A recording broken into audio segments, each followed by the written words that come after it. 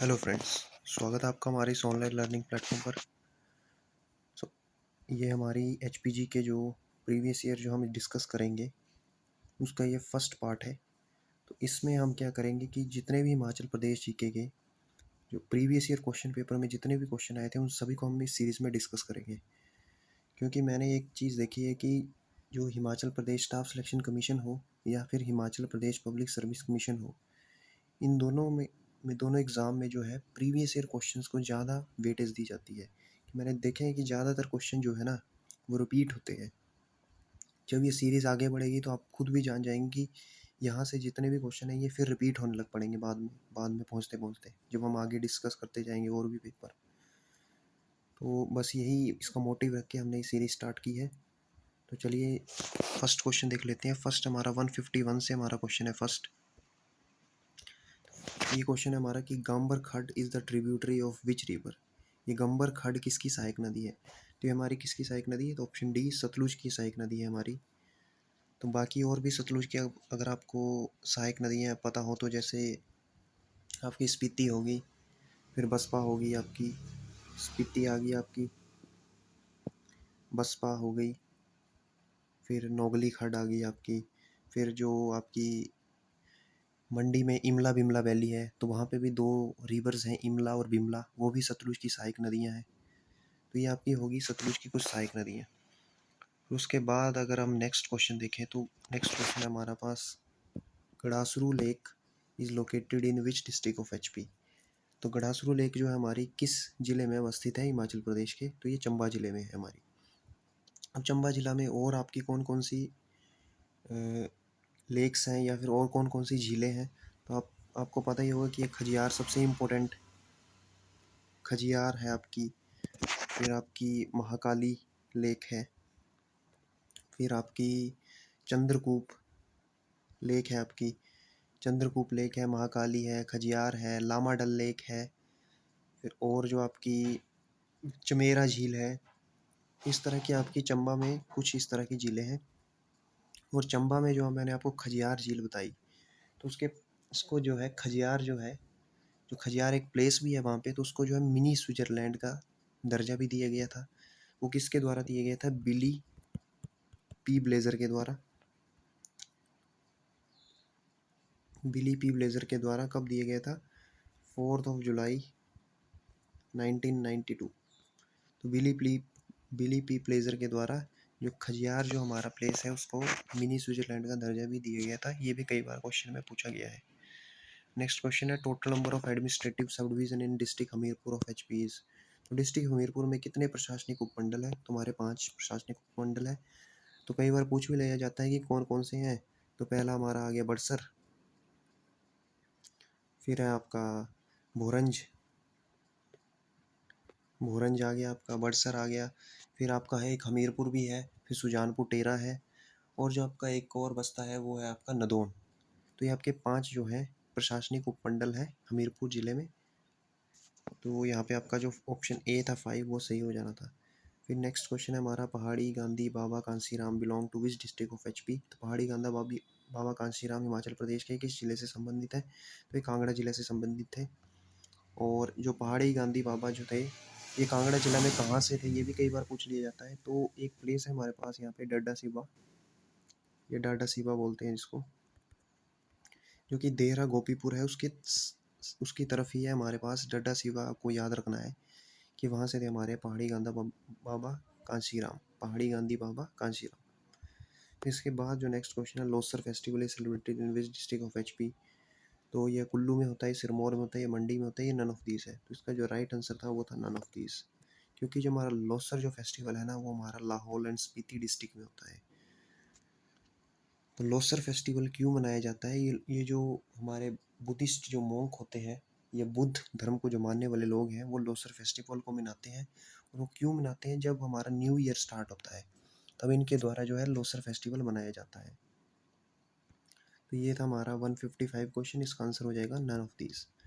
156 है हमारे पास की the first recipient of Chandrahar Sharma Guleri award from HP in Hindi literature. तो हिंदी साहित्य में हिमाचल प्रदेश से चंद्रधर शर्मा गुलेरी अवार्ड पाने वाले प्रथम व्यक्ति थे। तो वो थे हमारे पास केशव नारायण। केशव नारायण जी को जो था फर्स्ट चंद्रहार शर्मा गुलेरी अवार्ड दिया गया था हिंदी लिटरेचर में। अब ये जयदेव किरण भी कई बार आपने देखे होंगे ऑप्शन में। तो इनको क्या मिला था, जो बाबा कांशी राम जो पहाड़ी गांधी बाबा कांशी राम अवार्ड फॉर पहाड़ी लिटरेचर। तो पहाड़ी लिटरेचर के लिए जयदेव किरण जी को पहाड़ी गांधी बाबा कांशी राम अवार्ड दिया गया था। तो ये भी कई बार बहुत ही ज़्यादा इंपॉर्टेंट क्वेश्चन है और कई बार एग्जाम में देखने को मिल चुका है। तो नेक्स्ट क्वेश्चन है कि लार्जेस्ट एयरपोर्ट ऑफ एचपी। तो ये आपको पता है कि भुंतर में भी एयरपोर्ट है, जुब्बलहट्टी में भी है और गग्गल में भी है। तो इसमें पूछ रहा है कि लार्जेस्ट कौन सा है। तो आपको पता है कि गग्गल जो है हमारा वो सबसे लार्जेस्ट एयरपोर्ट है। और ये कब बना था हमारा, 1989 में, ईयर जो था 1989। और जुब्बलहट्टी जो कि शिमला में है, ये कब बना था, 1987 में। और भुंतर जो हमारा वो है कुल्लू डिस्ट्रिक्ट में। ठीक है। तो नेक्स्ट क्वेश्चन अगर हम देखें तो 158 में, which Raja's wooing of Nokhu Gaddan is depicted in the Raja Gaddan love lyric. तो किस राजा के नोखू गद्दन को प्रणय निवेदन को राजा गद्दन प्रेम गीत में चित्रित किया गया है। तो ऑप्शन डी जो संसार चंद है, इसका जो है राइट आंसर है। संसार चंद कहाँ का राजा था, कांगड़ा का। कांगड़ा का बहुत ही ग्रेट और पावरफुल राजा था। और कांगड़ा का ओल्ड नेम हमें पता है त्रिगर्त। ये भी कई बार पूछा जाता है, या नगर कोट भी बोल देते हैं हम। तो नगर कोट और त्रिगर्त में से दोनों जो है वो कांगड़ा के पुराने नाम है। और जो कांगड़ा का जो संस्थापक था, जो कांगड़ा जो रियासत थी उसके संस्थापक कौन था, तो वो थे सुशर्मा चंद।